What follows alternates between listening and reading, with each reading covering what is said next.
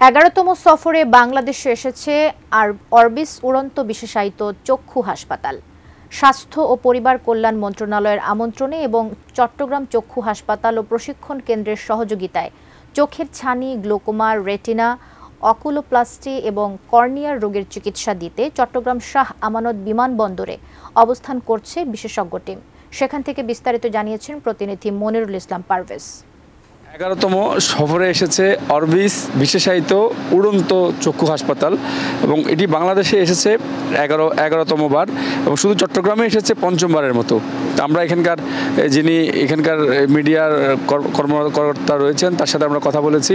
তিনি যেমনটি জানিয়েছেন, যেহেতু পঞ্চমবারের মতো এখানে এসেছেন, এটি 1982 সাল থেকে বিশ্বের বিভিন্ন দেশে, আমরা খবর পেয়েছি যে 92টি দেশে এই হাসপাতালটি যাচ্ছে এবং তারা বিভিন্নভাবে ডাক্তারদেরকে ট্রেন আপ করছে, বিভিন্ন রোগীদেরকে, ক্রিটিক্যাল রোগীদেরকে তারা চিকিৎসা দিয়ে থাকে। তবে এইবার বাংলাদেশের যে চট্টগ্রামে এবার এসেছে পঞ্চমবারের মতো, এইবার এইখানে শুধু ডাক্তারদেরকে চিকিৎসা দেওয়া হচ্ছে। ডাক্তার, নার্স, প্রায় 200 জন সারা বাংলাদেশের বিভিন্ন ডাক্তার, নার্সদেরকে চিকিৎসা দেওয়া হচ্ছে, অর্থাৎ চিকিৎসার ব্যাপারে প্রশিক্ষণ দেওয়া হচ্ছে যাতে সেই ডাক্তাররা রোগীদের গিয়ে সেই সেবাটি দিতে পারে।